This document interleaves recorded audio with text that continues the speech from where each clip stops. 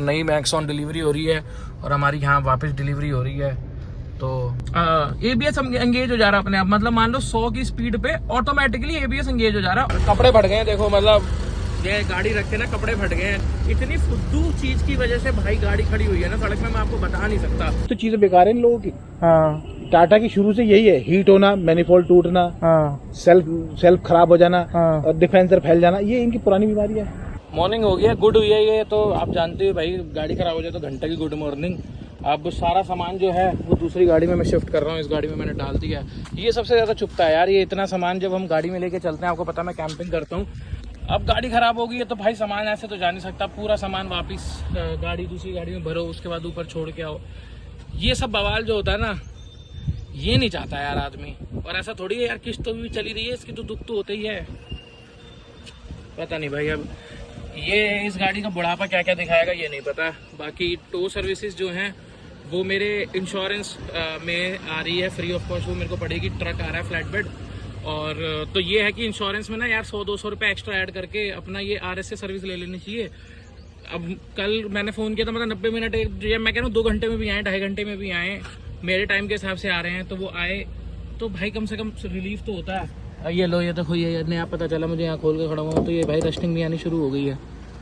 तो मुझे लग रहा है पूरी सीरीज़ ही बनानी पड़ेगी टाटा का बुढ़ापा। चलो अब फटाफट सामान बाकी का उठा के फेंकना शुरू करते हैं इधर, और इंतज़ार करते हैं वो आता ही होगा बंदा।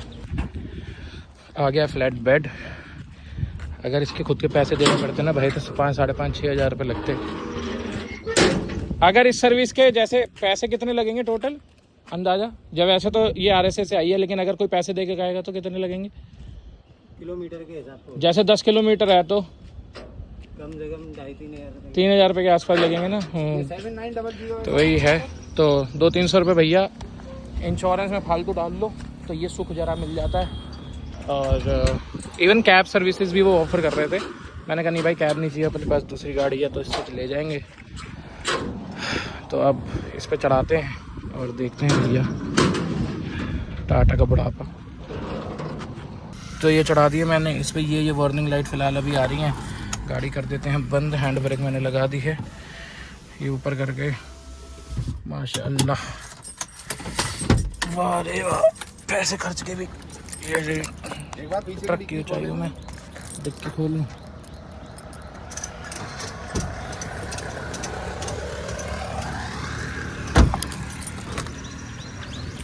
साथ में चलोगे आप? हाँ मैं साथ चल रहा हूँ। इसका एक टोइंग हुक होता है, वो नहीं है इसमें? टोइंग हुक आगे लगा हुआ है। अच्छा लगा हुआ है। हाँ ये सब पहिए पुए बंद गए हैं अच्छे से, अब ये चली जाएगी। सोच रहा हूँ क्या करूँ, बेच दूँ क्या, समझ नहीं आ रही। चलो देखते हैं कितनी कोई बड़ी प्रॉब्लम निकलती है। मान लो अगर कोई छोटी सी प्रॉब्लम निकलेगी, फ्यूज की प्रॉब्लम, फिर तो नहीं बेचूँगा, लेकिन देखते हैं। मतलब ली थी एक्सटेंडेड वारंटी तक तो ठीक चली, जैसी इसकी एक्सटेंडेड वारंटी पिछले महीने ख़त्म हुई है, और अभी ये पंगा आ गया है इसके अंदर। तो लेट्स सी। देखो छोटी प्रॉब्लम भी हो सकती है, ऐसा भी हो सकता है कि सिर्फ कोई इसकी ना रिले ख़राब हो गई हो, और बड़ी प्रॉब्लम ज़्यादा होगी, पंखा ख़राब हो गया होगा। इतनी मैंने मतलब चली तो है नहीं, सिर्फ स्टार्ट थोड़ी बहुत 1-2 मिनट 5 मिनट रही होगी स्टार्ट। चली तो नहीं है गाड़ी, बस खाली स्टार्ट थी। ये देख रहा था मैं कि फ़ैन उसका ऑन हो रहा है कि नहीं हो रहा। साइड में जैसी ओवर हीट की वार्निंग आई थी, मैंने साइड में लगा दी थी। देखते हैं क्या होता है भाई। मतलब मेरे को ये याद आ कि 6ठे महीने में दूसरी बार फ्लैट बेड पे जा रही है ये। पहले इसका क्या नाम है, रेडिएटर का एक हॉस पाइप होता है वो फट गया था, जिसकी वजह से सारा कूलेंट लीक हो गया था, तो ओवर हीट वार्निंग दे दी थी, तब भी मैंने वहीं की वहीं खड़ी कर दी थी। तो ये हमेशा याद रखो कि जब भी गाड़ी बीप बीप मार के ओवर हीट की वार्निंग देने लगे ना, तो भाई साहब ये पंगा का भी मत लेना कि क्या नाम है आप जो है वो गाड़ी चलाते रहो। ये तो करना ही नहीं है, कतई नहीं करना है, कतई भी। अच्छा मेरे साथ तो आप लोग ये भी नहीं कह सकते कि यार मेंटेनेंस वाली कोई दिक्कत होगी। आपको पता है सारी सर्विसेज जो है वो मैं टाटा से ही कराता हूँ, कभी भी बाहर से इसके अंदर 1 रुपए की चीज नहीं लगी है। तो यार मतलब वही वाली बात है, चाचा कर रहा हूँ मैं, आपको ज्यादा लग रहा होगा, लेकिन मैं अपना पॉइंट ऑफ व्यू रख रहा हूँ कि भाई कस्टमर एज अ कस्टमर इससे ज्यादा क्या करे। सारी सर्विस आपके पास कराई, कोई भी दिक्कत आती है सारी रिपेयर आपसे कराई, आपसे हमने एक्सटेंडेड वारंटी भी ली, सब चीज किया। यार क्वालिटी में क्या कर सकते हैं। पहुंच गए हैं जी टाटा के शोरूम, टाटा के सर्विस सेंटर। नई मैक्सॉन डिलीवरी हो रही है और हमारी यहाँ वापस डिलीवरी हो रही है। तो भगवान इनकी आत्मा को शांति दे जो ये नई नई नेक्सॉन निकाल रहे हैं। मतलब क्या कह सकते हैं, कुछ गलत सही कुछ भी हो सकता है, लेकिन यार जब कस्टमर दुखी होगा तो भाई कस्टमर दुखी होगा।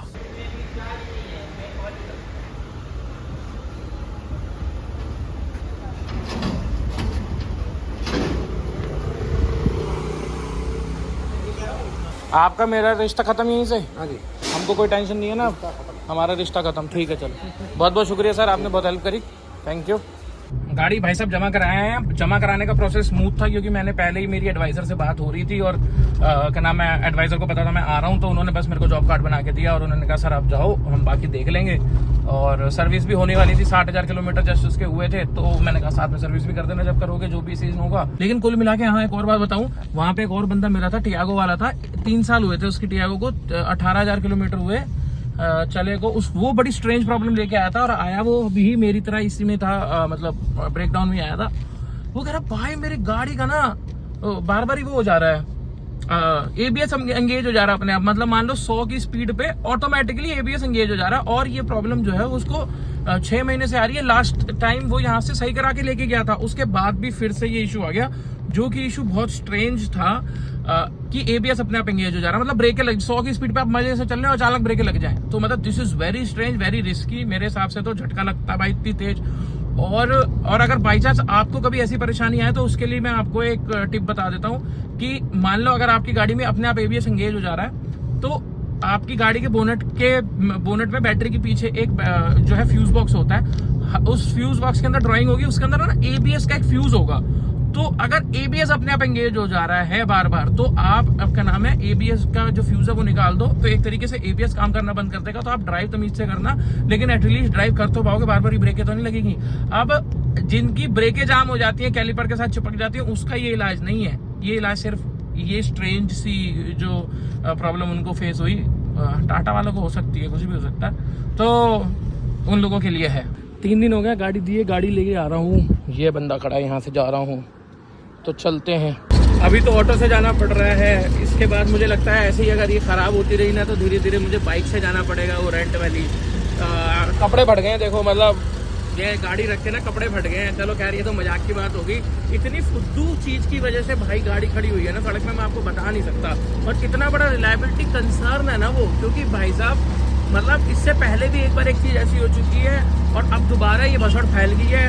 और मतलब ऐसा नहीं है कि फालतू खर्चा कुछ ज्यादा हो गया होगा, खर्चा कुछ नहीं हुआ है, लेकिन बात यह है कि भाई बिना खर्चे के जब उसके लिए कुछ हुआ नहीं, तो साला ऐसा अगर गाड़ियाँ खड़ी होने लग जाएंगी तो बस हो गया, फिर क्यों ले रखी है। फिर तो ऑटो में घूमते हैं भाई हम, ऐसे ही इनके साथ घूमते हैं, क्या करना है, सेफ्टी जब घूमना है ऐसी सड़कों पे पड़ रहा है तो क्या करूँगा इसका। तो अभी चलते हैं, बताता हूँ आपको भाई इसके अंदर निकलना क्या है। चलो भैया पहुँच गए नानी के घर, क्योंकि ज़्यादातर छुट्टियाँ तो मुझे लग रहा है अब यहीं बीता करेंगी। तो जी नानी के घर से वापस आ गई है गाड़ी, आ क्या गई है, मतलब अभी बैठे ही हूँ, जस्ट गेट पास मैंने जमा किया है। अब आप कहोगे अभी तो सर्विस करा के आया, अब क्यों यहाँ पे व्हील बैलेंसिंग कराने लग गया, अलाइनमेंट कराने लग गया। तो कहानी ये है कि 13,000 रुपये का बिल आया है, वो तब आया है जब मैंने उनसे कहा कि भाई साहब आप अलाइनमेंट और बैलेंसिंग मत करना, मैं बाहर से करा लूँगा। उसकी वजह ये होती है कि कंपनी वाले जब व्हील बैलेंसिंग और अलाइनमेंट करते हैं तो करीब 2,500 से 3,000 रुपये आपके लग सकते हैं, लेकिन अगर आप बाहर से कराओगे तो वही काम 600 रुपये में हो जाता है। तो वैसे अगर आप भी पैसे बचाना चाहते हो ना हर सर्विस में, तो इस पे मैं वैसे रील भी बना दूंगा, लेकिन जो लॉन्ग फॉर्म देखते हैं उनके लिए तो ऐसा करा करो कि उनसे कह दिया करो भाई साहब मैं बाहर से करा लूँगा, आप भी मत करो, ऐसे आपके कम से कम 2,000 रुपये बच जाएंगे। अब हम कराते हैं अलाइनमेंट और व्हील बैलेंसिंग, 2,000 रुपये बचाते हैं। और बिल बन गया है मोटा। अब मोटा इसलिए बन गया क्योंकि सर्विस भी ड्यू थी, क्योंकि 60,000 वाली जो किलोमीटर वाली सर्विस थी वो ड्यू थी, तो 60,100 समथिंग किलोमीटर गाड़ी चल गई थी लास्ट ट्रिप पे मेरी, तो वो वाली सर्विस भी होनी थी। और मजे की बात बताऊं, जिस चीज की वजह से गाड़ी ओवर हीट हुई थी उसका 1 रुपया भी नहीं लगा। मतलब सर्विस सेंटर के ऊपर मैं कहूंगा कि भैया अच्छी बात है कि उन्होंने उस चीज को चार्ज नहीं किया, क्योंकि एक बहुत ही छोटा सा इशू था। और मतलब देखो क्वालिटी के ऊपर तो क्वेश्चन आते हैं, मुझे नहीं समझ में आ रहा। मैंने उनसे पूछा कि भैया इसका क्या रीजन हो सकता है, क्या नहीं क्या हो। अब सीन ये हुआ है, उनके कहने के हिसाब से जो रेडिएटर की जो फैन होता है उस फैन पे जो वायरिंग चलती है, यानी कि जो फैन जिस वायरिंग से चलता है वो फैन की वायरिंग जो है वो खराब हो गई थी, डैमेज हो गई थी कह लो, या निकल गई थी over the period of time, heat हो गया, जैसे भी था फिलहाल वो उसकी वजह से फैन नहीं चल रहा था। तो ऐसा कुछ नहीं था जैसे मैं एंटिसिपेट कर रहा था, और मतलब वो जो हमारे को ड्राइवर भैया ने हमें हेल्प किया था उन्होंने भी यही एंटिसिपेट किया था कि फैन खराब नहीं होगा, कुछ ना कुछ इनकी वायरिंग में पंगा होगा। इनका हिसाब है कि हाथी का तो शरीर है हाँ। और बकरी के पैर दे देते हैं। इंजन इनका इतना खतरनाक नहीं है जितना वजन बहुत ज्यादा डाल वजन बहुत देते हैं। खतरनाक। इंडिका का भी यही हिसाब किताब था। देखिए जो पुराने जितने भी ड्राइवर है ना वो आधे मिस्त्री बन गए इनकी वजह से। मैं बन गया, मैं तो ड्राइवर तो छोड़ो, मैं तो यूज करने वाला यूजर हूँ, मैं मिस्त्री बन हमें गया। पता है कि इसमें क्या क्या होना, हमें पता अच्छी तरह होता। ये हीट होना सबसे पहली बीमारी। तो ये क्यों, आपका क्या अंदाजा है? क्या इसका पैसे पंखा नहीं चल रहा है? हाँ, पंखा इसका इनके यही तो चीजें बेकार है इन लोगों की। हाँ टाटा की शुरू से यही है, हीट होना, मैनिफोल्ड टूटना, हाँ सेल्फ खराब हो जाना, हाँ। और डिफेंसर फैल जाना, ये इनकी पुरानी बीमारी है। तो अब ये पंखा बदलवा लूंगा तो ये पंखा नहीं, इसका या तो रिले उड़ गई होगी या फिर उड़ गया वो। फ्यूज तो मैंने चेक कर लिया, सही रिले है। उड़ गई होंगी। पंखा कुछ नहीं हुआ होगा, पंखा डायरेक्ट चला के देखा, डायरेक्ट चला के नहीं तारे रखा करो अब डायरेक्ट चलाने के लिए इसको। ये भी रख लूं, मतलब रस्सी के साथ तारे भी रख लूं। कपड़ा हटाया, हाँ दो 10 रुपए की वो आएंगी, समझ गया। चिमटियां लगी उसमें घुसेड़ दी, डायरेक्ट चल जाओ। ये रखना पड़ेगा मतलब जुगाड़। ये चीजें जो है जुगाड़ रखो अगर इसको चलानी है तो। अगर टाटा को चलाना है। इसको अगर चलाएंगे तो जुगाड़ रखो। अब ये सीन समझ लो कि भाई साहब सच में जो वो ड्राइवर भैया कह रहे थे ना, वो बिल्कुल बात सच थी। फैन के अंदर कोई दिक्कत नहीं थी ना, कोई इसमें कूलेंट वूलेंट की किसी चीज की दिक्कत थी। हुआ ये था कि वो वायरिंग खराब हो गई थी। अब यार ये क्वालिटी इशू है, सीरियस क्वालिटी इशू है। और जब वो ड्राइवर भैया कह रहे हैं कि भाई हर साल मतलब बहुत सालों से इनके साथ यही होता रह रहा है टाटा की कार्स के साथ, तो यार ये चीज इंप्रूव नहीं हो रही क्या? अब इससे पहले भी वायरिंग के ऊपर मैं आपको एक इंसिडेंट बताऊंगा। मेरी गाड़ी में अचानक चेक इंजन लाइट आनी शुरू हो जाती थी। अब चेक इंजन लाइट आनी शुरू हो जाती थी तो मतलब मैं इतना ऑब्जर्व नहीं किया। उसके बाद जब चेक इंजन लाइट जब मैंने चेक कराई सर्विस सेंटर जाके, मतलब ऐसा नहीं मैंने चेक इंजन लाइट ऑब्जर्व नहीं करी, चेक इंजन लाइट ऑब्जर्व करी, लेकिन पिकअप में इतनी कमी आ गई है क्योंकि मैं सिटी में ही चल रहा था। पिकअप में कमी आ गई ये मैंने ऑब्जर्व नहीं करा क्योंकि मैं 2000 आरपीएम के नीचे नीचे ही गियर चेंज कर लेता। भैया वैसे ही नेक्सॉन एवरेज देती है नहीं सिटी के अंदर। तो ये कहानी थी। अब जब मैं वहां गया तो वहां पता चला कि भाई साहब जो आपका टर्बो है ना वो कनेक्टेड नहीं है। मैंने कहा कनेक्टेड नहीं है का क्या मतलब होता है? तो भाई साहब पता चला कि जो टर्बो वाला जो कपलर है ना, उस कपलर में से ही वो वायरिंग जो है वो बाहर निकल गई थी, जिसकी वजह से मेरा टर्बो ही डिस्कनेक्ट हो गया था गाड़ी में से। तो मतलब मेरा इंजन जो है वो बिना टर्बो के चल रहा था। अब मैंने इसलिए ऑब्जर्व नहीं किया क्योंकि वो 2000 आरपीएम से ऊपर किकिंग होता है और समझ में आता है, और मैं एवरेज निकालने के लिए 2000 से नीचे चल रहा था सिटी के अंदर। तो मेरे को 1-2 हफ्ते जो है वो बिल्कुल भी ऑब्जर्व नहीं हुआ। अब ये देखो आपकी मेरे साथ सेम गाड़ी के अंदर ये इंसिडेंट हो चुका है। ड्राइवर भैया कह रहे हैं भाई इनकी वायरिंग, इनकी हार्नेस जो है वो कानों को हाथ लगा लो, और अब दोबारा वो सेम चीज जो है वो वायरिंग की वजह से हुई है। तो भाई साहब ये वायरिंग की जो क्वालिटी इशू है ये टाटा को बिल्कुल सॉल्व करना चाहिए कि भाई इतने सालों से चलता आ रहा है। आज की मॉडर्न कार तुमने भाई JLR तुमने जो है वो कर ली, एक्वायर कर ली, दुनिया भर की चीज होगी। दुनिया भाई अच्छी गाड़ियां बना रहे हो, गाड़ी में इतनी वो नहीं है, इतनी छोटी छोटी चीजों की वजह से। अब आप ये सोचो कि सिर्फ इतनी सी चीज की वजह से जिसकी, और वो भी रिपेयर हुई है, कोई ऐसा चेंज कुछ नहीं हुआ उसके अंदर, रिपेयरिंग की उन्होंने सर्विस सेंटर वालों ने पैसे नहीं लिए खैर। तो this is a major problem यार। आप ये सोचो कि वो तो मेरे इंश्योरेंस के अंदर जो है वो RSA की सर्विस ले रखी थी, जो इंश्योरेंस में 100-200 रुपए की मेरे ख्याल से पड़ती होगी, 500 की पड़ती थी, मेरे को एक्जैक्टली याद नहीं आ रहा।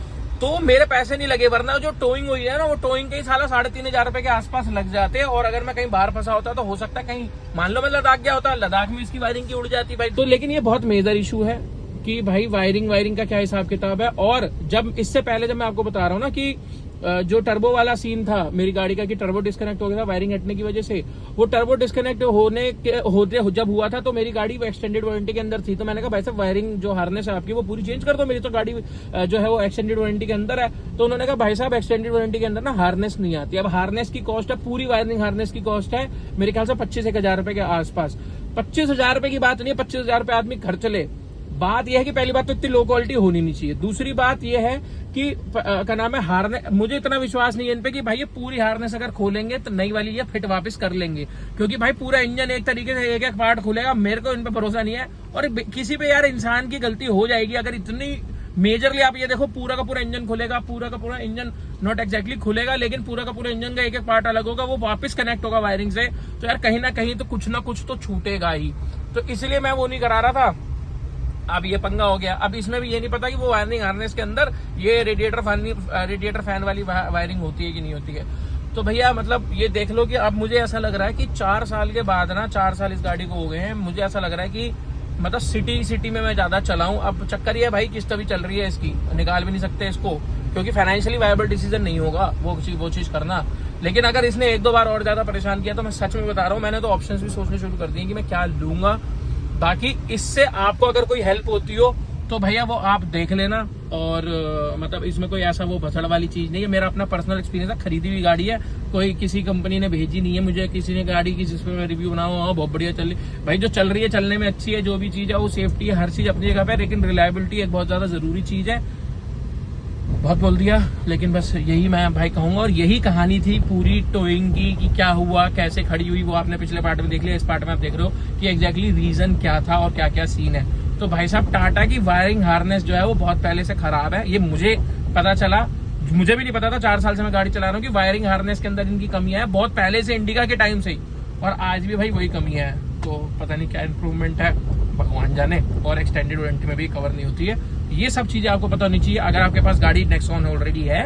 और अगर आप खरीदने चाह रहे हो तो आपको मेरा जवाब पता ही है कि भाई कोई पंगे लेना, ब्रीजा ले लो, 4 स्टार तो वो भी है ही, है ना।